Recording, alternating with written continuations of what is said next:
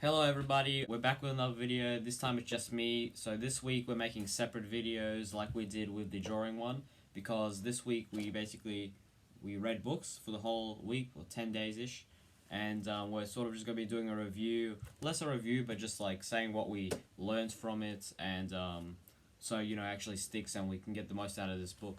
So it's basically just explaining what we learned from it, and also sort of just giving a bit of a review, if you want to call it that. Anyway, the book that I'm going to be talking about today is called Greatness Awaits You, The 5 Pillars of Real Leadership by Riccardo Bosi. So, if you don't know who Riccardo Bosi is, he's sort of like a motivational speaker, and he sort of just like gives like lectures on, how to be a good leader, and he's also involved in certain political things as well in Australia. So my dad got this book for me, and I thought it'd be cool to read because I actually know who this is and I can relate to it a bit more. So yeah, it's a really cool book. It's about leadership. It's actually a very informative book. I chose to read this instead of some other book because I actually prefer books, that actually teach you something, less than, like a story. So, and leadership obviously is a very important thing to having in life. Anyway, let's get on to the video. Okay, so now before we start, reviewing the actual bits in the book and each chapter, what he talks about, we're first just got to I'm just going to explain to you what this book is about, who it's for, and the reason you should be reading this book, and what you should get out of this book, sort of thing. So this book obviously teaches you about leadership, but it's also very motivational, and it basically explains the type of person you are and what type of leader you need to be. And it's not just telling you what you need to do, it basically helps you find out what you need to improve on and what stage you're at. It basically reminds you during the book if you can't do a certain thing, or basically how you need to get there, and what basically you need to complete your skills to become a leader. So it's very helpful in the sense it helps you realize what stage you're at, which a lot of books probably don't provide. So that's why this is a very unique book. It also basically talks about not just the basically foundation of being a leader, like the basics that you gotta have, but it sort of reminds you of why you gotta do it. Not just the basics of basically you gotta be a leader to basically provide everyone with like support, so that they can lead and manage it. Everyone basically reminds you why you're doing it, and that has to come from a place of love. Anyway, that's just a bit about what it's about. I also just want to talk about the type of person. It's obviously for people who have this feeling like they want to be something more. They just need to be inspired, or they need basically a bit of help, or they just want to read a book about this to basically improve their leadership skills because they want to keep improving and they know they can be better. So this book is sort of like a inspirational book, like I said earlier, but it's also like a manual, in the sense it tells you good step-by-step instructions on what you have to do, but it also uses a lot of in real life scenarios, so that's why I really like this book. Anyway, now let's just get on to each basically chapter, how I'm going to do it. It's called the 5 Pillars of Real Leadership, and there's 5 main chapters, but there's also like an introduction. So now I'm just going to talk about the introduction, what he talks about, and then I'm basically just going to go over each chapter for a couple of minutes, just explaining what I took away from it, and what I understood from it, and my view on what he spoke about. Anyway, onto that part.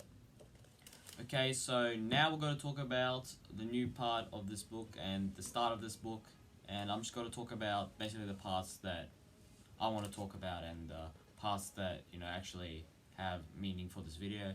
So first, it is probably the most important question before starting to read this book, and without it, there's no point. So it is, why is it important to learn real leadership skills?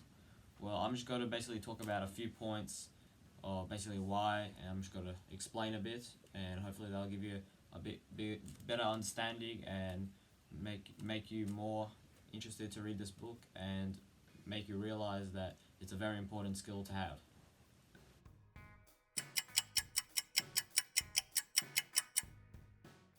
The first reason why leadership is a very important life skill to have is because it basically can apply to anything, and the point I want to make here, it can apply to your family. How are you going to lead your family if you don't know basically the basic and advanced leadership skills you need to lead your family and to protect them from, basically situations and know what's best for your family?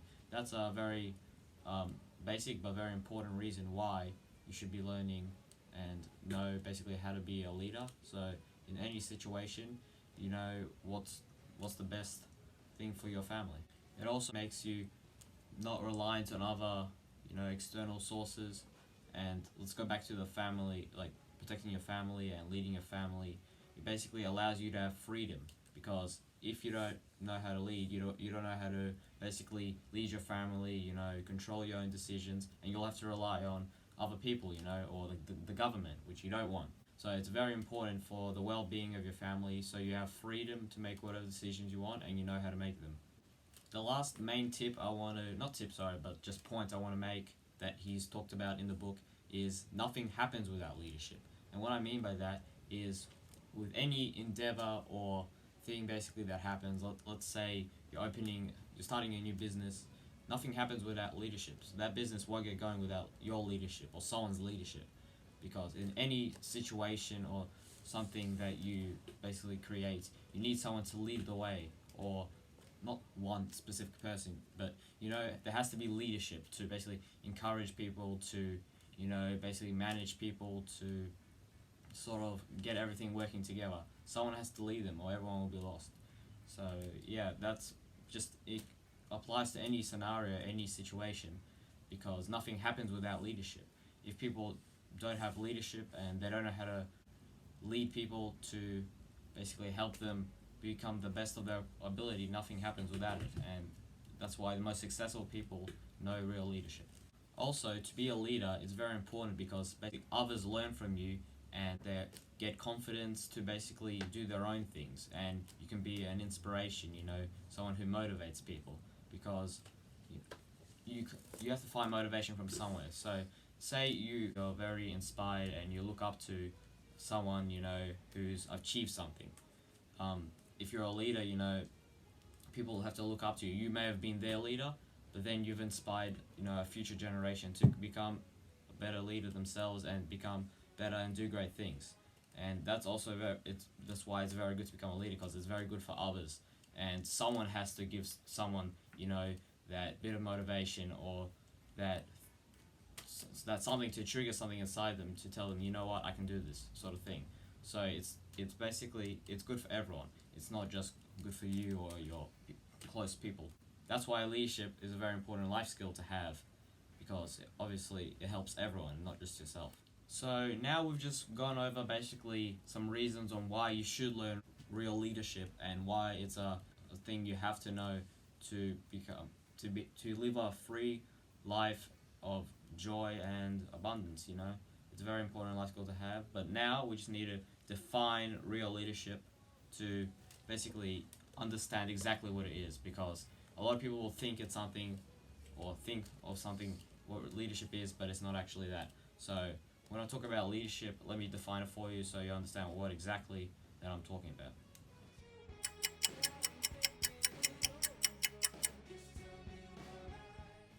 I'm just going to give you a basic definition. I can't remember, I've written it in my notes, but I'm not sure if this is exactly how he's written in the book, but it's basically my version, if anything. A real leader is one who, using nothing but what they are, unites many to achieve greatness. So just think about that, what it means. I've also just written some other notes basically to just add on to this.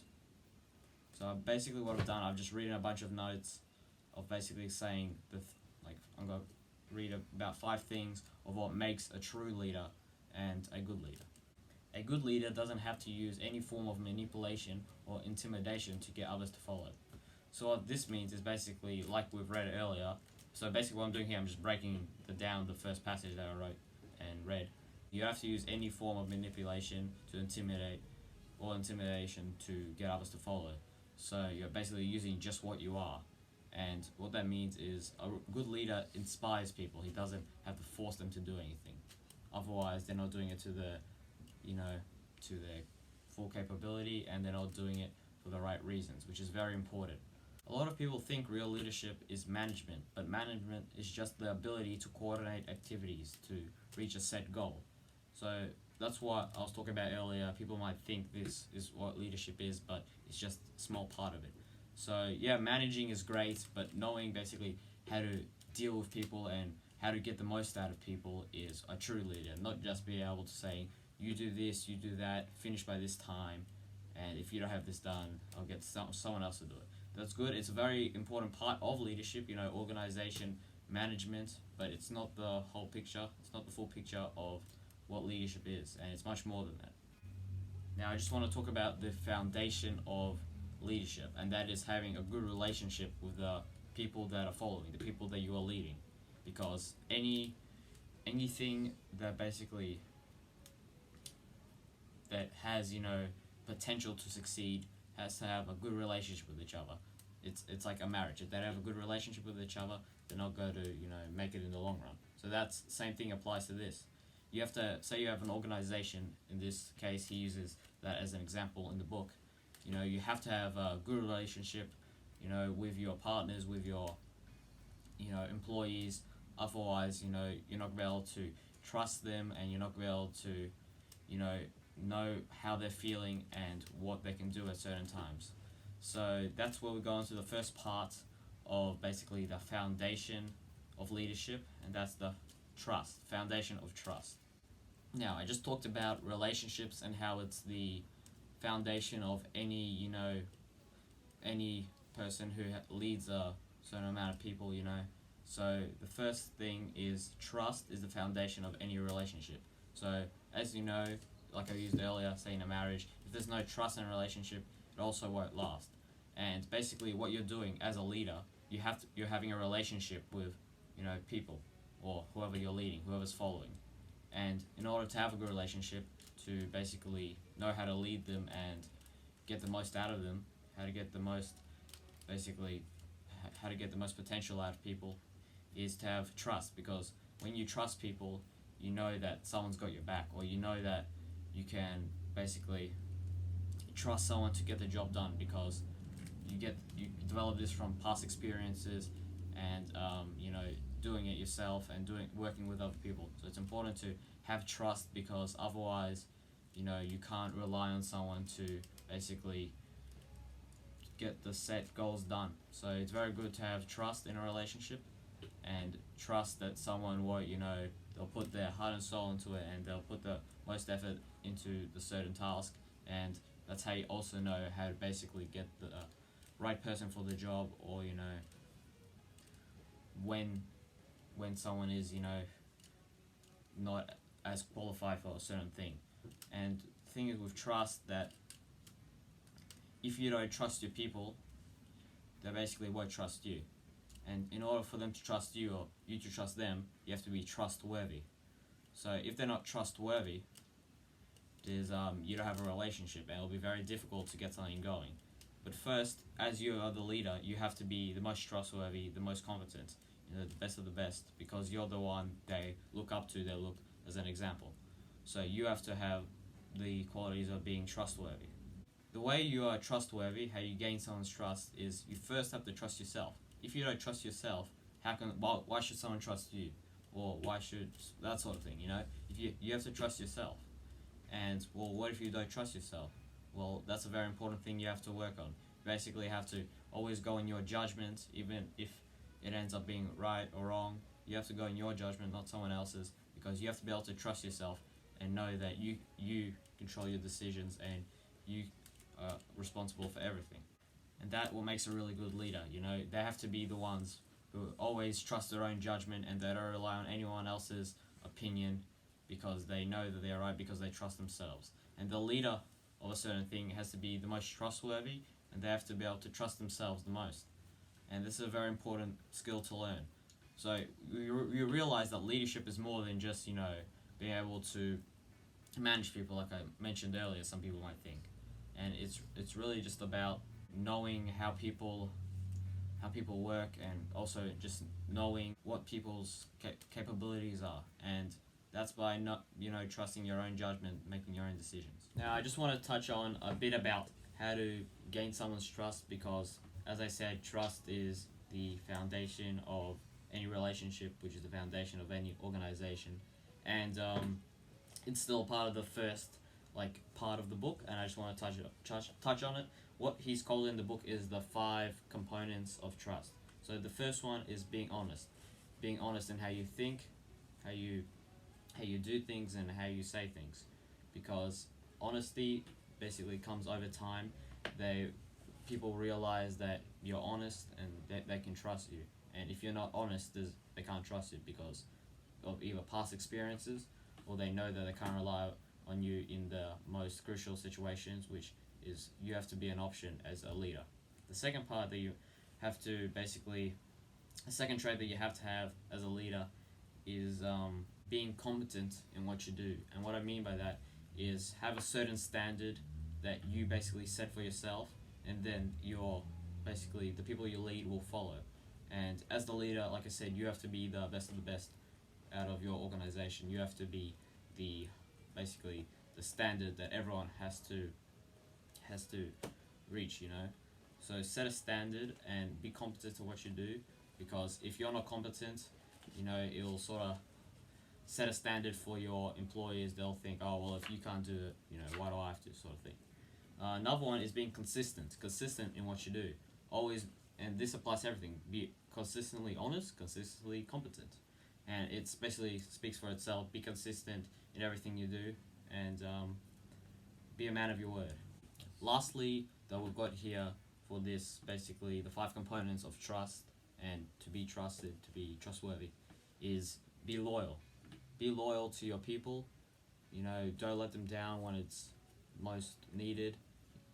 Always be honest with them. Basically, just be very loyal to your people so they can trust you. And loyalty is like an end relationship. No loyalty, it won't succeed. And it's the same case here. Anyway, that's got to sum up just being trustworthy and how to basically be trustworthy and have a relationship with your people. Anyway, next part of the book. Okay, so now we are on to the first official out of 5 pillars.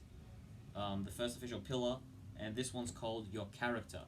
So what this is basically the traits, the nature of basically how you do things, your virtues as a leader. And this is how I mentioned earlier, this book helps you realize at what point of as a leader you are, what you need to improve on. And so this is a really important chapter in the book. Anyway, let's get started.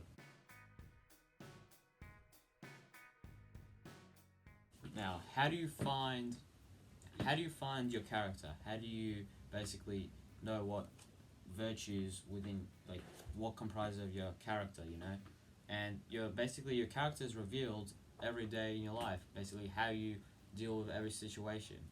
And that's what they mean by character, and that's the nature of character. So, say in a situation, you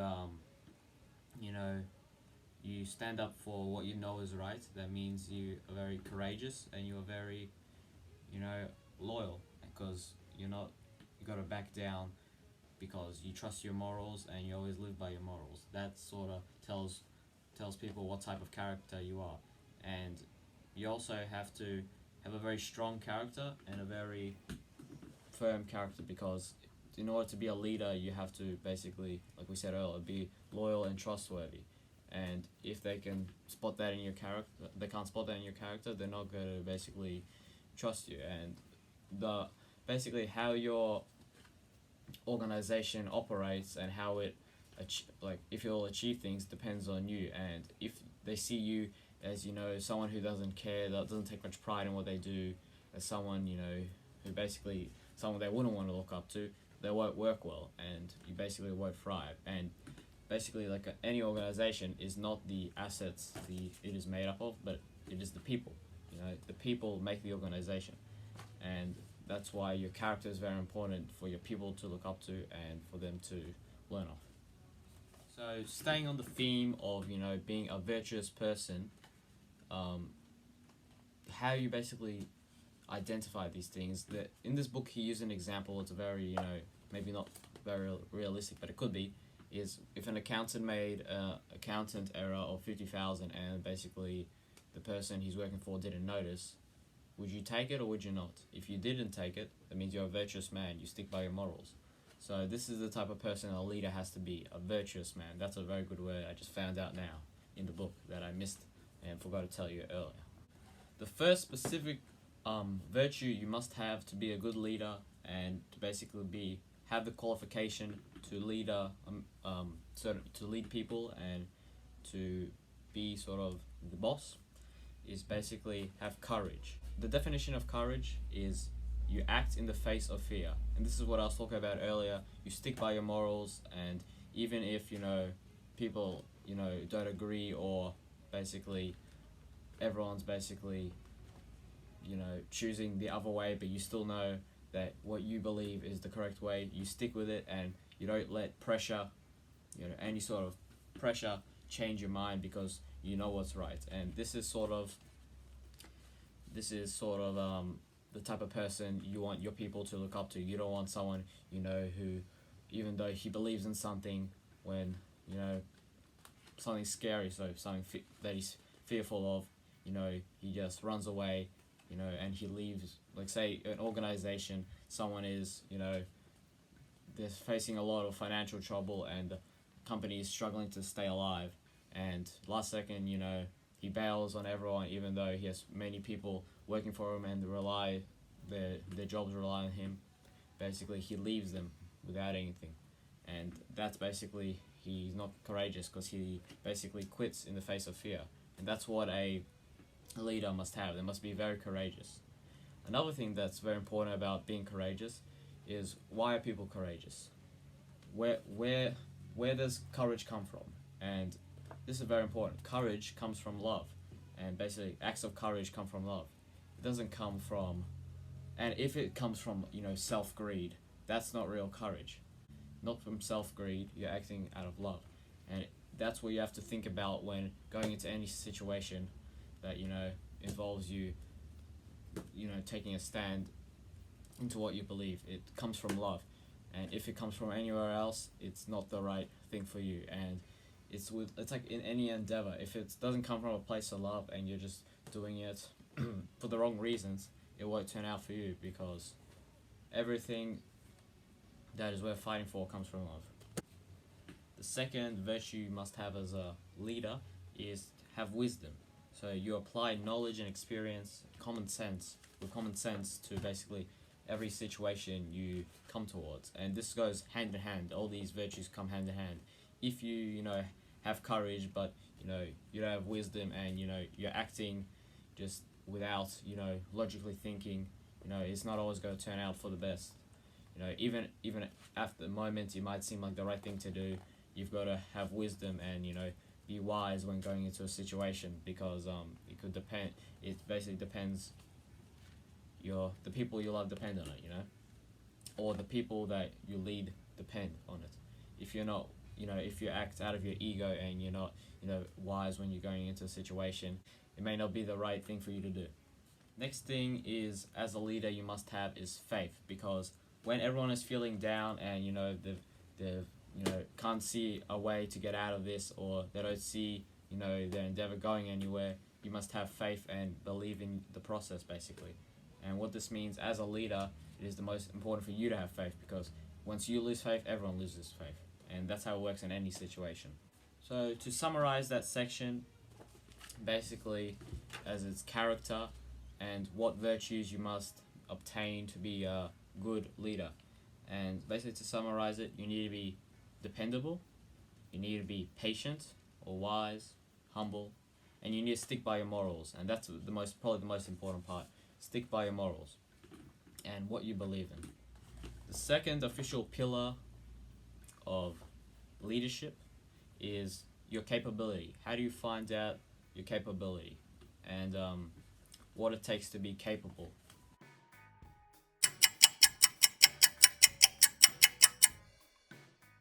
So let's start like we started with last one, and let's define capability. Capability is the power to achieve a goal when, where, and how you decide to do so. So when we talk about capability, it also sort of works with being competent. And in order, like we said, to be the leader, to lead people, like we said, you need to be basically the top standard. You need to be the basically the thing that the people work for.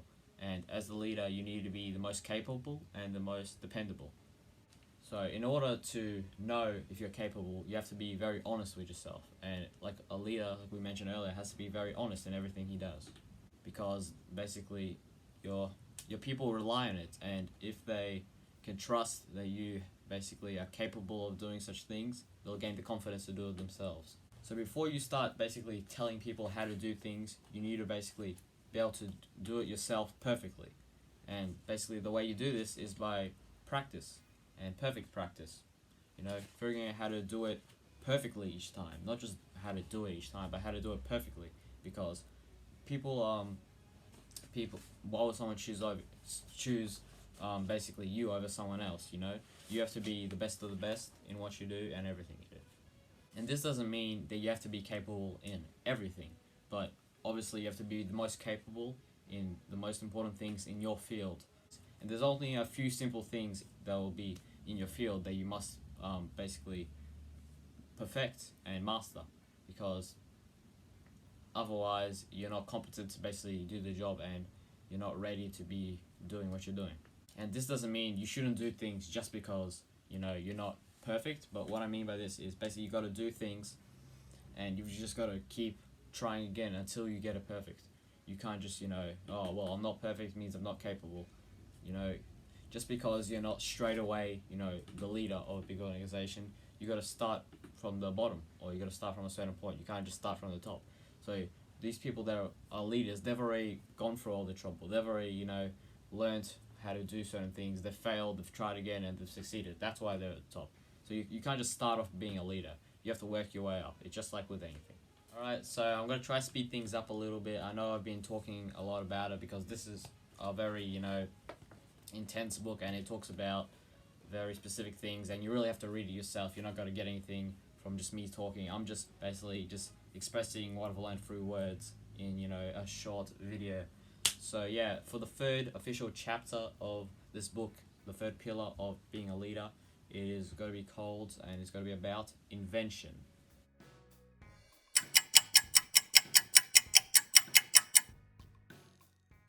So first, like we've started with all the chapters, let's define invention. Invention is to create something that has not existed before. Now, it says not existed before, but this doesn't necessarily have to be something completely new, a whole new concept. It can be, a new concept applied to something that's already existed. So, it can be like the lacing system has already been invented.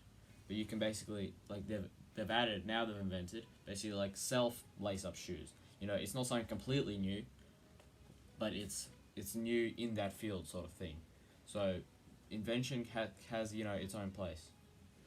It has its place in everything, It doesn't just have to be something particularly like brand new, never seen before. It just has to be, not necessarily even an improvement, but basically something that's inventing something that hasn't been seen before. And it doesn't, but like I said, it can be applied to something that's already been made before. Let's just talk about why invention is important, because I've basically mentioned what invention is, so as we said, it can be something that's evolutionary, it can be something that is revolutionary, it can come by accident, it can come, by basically anything, it can come by, doing deliberate, but let's just talk about why invention or creativity, because invention doesn't literally have to be inventing something, but it can be basically just creativity in everything you do, and why is it important to have as a leader, and why you need it to be a leader. So, as a leader, we've mentioned numerous times that you have to basically know how to do things the best, and sometimes you don't know everything, but you have to be creative in a situation, because if you say you're going into something new, if you're not creative and you're always sticking by your same sort of everything you already know, you're never gonna get any further. You're never gonna, expand on a new thing. You have to know basically when you have to change things up. And as a leader, you can basically vision in your head you have to be able to vision in your head how to change things up and how to maybe spice things up, when something else isn't working. And that's why basically invention is very important, in the sense that you have to be able to change, you work with what you got, sort of thing, and you have to be able to make the best of the situation. And that's what the leader has to be able to do. They have to lead people by being creative. A leader, a proper leader, never basically got anywhere by just following someone's manual. They have to be creative themselves, and like we said, go off your own judgment. And it will inspire people to work hard, and in the end of the day, get the job done and work to the best of their ability. Also, I think a leader has to do is basically encourage creativity in employees, because a good leader doesn't just do everything himself. He basically, like we mentioned earlier, the people are everything. He wants the people to be as creative as possible, and you can't just go into every single detail and explain literally everything, because the whole point is them to be creative. But the way you do this is basically support them in what they do, and give them the self-confidence to go forward with things and be creative. You have to encourage them even when they mess things up, but you have to let them know when you've basically messed things up, if you know what I mean. So when they've done something bad, you don't have to be just like, oh, you should still encourage, basically acknowledge that they've tried to be creative and tried something new and put effort into it, but you have to let them understand that it's not the right thing, so they can learn from their mistakes, sort of thing. And as a leader, you've already gone through all these things, so you have to teach the future generation this. Okay, now we're on to the fourth pillar of leadership, and this one is called empowerment.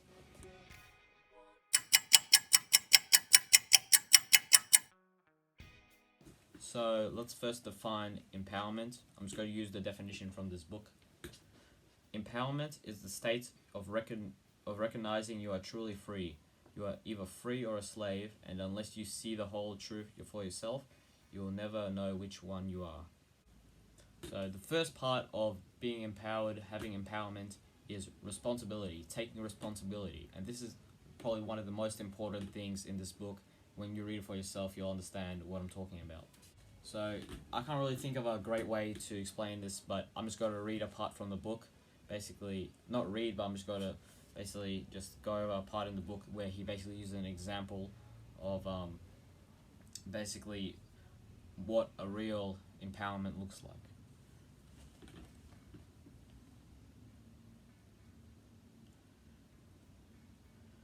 So imagine a group of people that are empowered people, and what would you think that is? In this book, he uses an example that most people would think people that are free and they can decide anything they want, and they control all the decisions. So basically, they have no limits to what they do, and they can control their life. But here he basically explains that we are already empowered and that we are already able to make our own decisions, no matter at what point of life, at what stage in life we are at, or the kind of circumstances which you are in. You can basically take responsibility and get yourself out. Basically, you're already empowered to do whatever you please, because we're free people.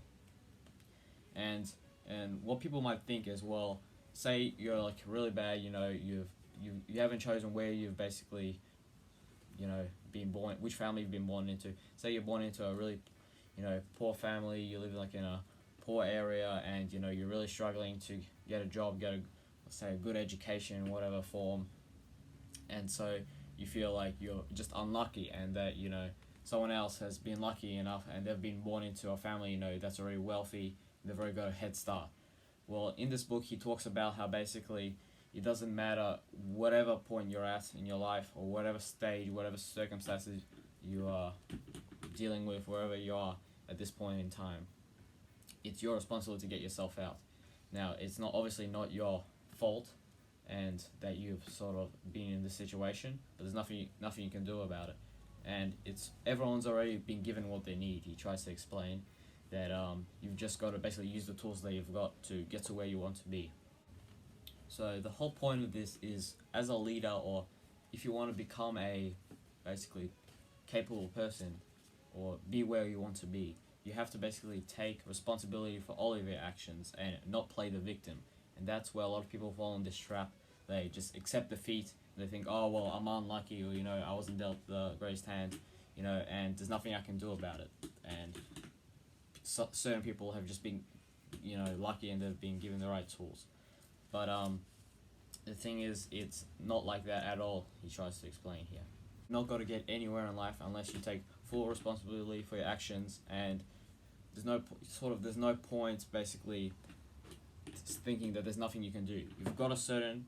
You've been given a certain amount of base things. You've got what you need to work with. Now just get to work. There's plenty of people. Despite what they've been given and what they've started with, they're basically taking responsibility for actions, and they're the only ones that can basically help themselves to get where they want to be, to get themselves out of a situation. This applies to anything, and to be a leader, you have to basically take responsibility for any action that you do, and basically also own up as a leader, because this also has to do with trust with your people, because when you don't own up for basically your actions, for when you've done something wrong, you don't have trust in the relationship with your people.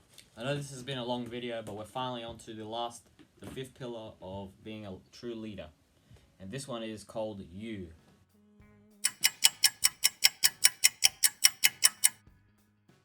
Now, you are what you were created to be. Now, a lot of people have this feeling like they were meant to be something more, or they have a purpose, and this book is sort of not just how to become a leader, but it's to find your true purpose. And I'm not sure if I read this out, but I wrote it down. It's basically this book, at the end of it, it sort of gives you a bit more of a look at what you're supposed to be, and you start to realize that, yeah, I can be this, and this is what I was truly meant to be. And basically what he's going to talk about in this chapter of the book is what you're meant to be, what your purpose is, and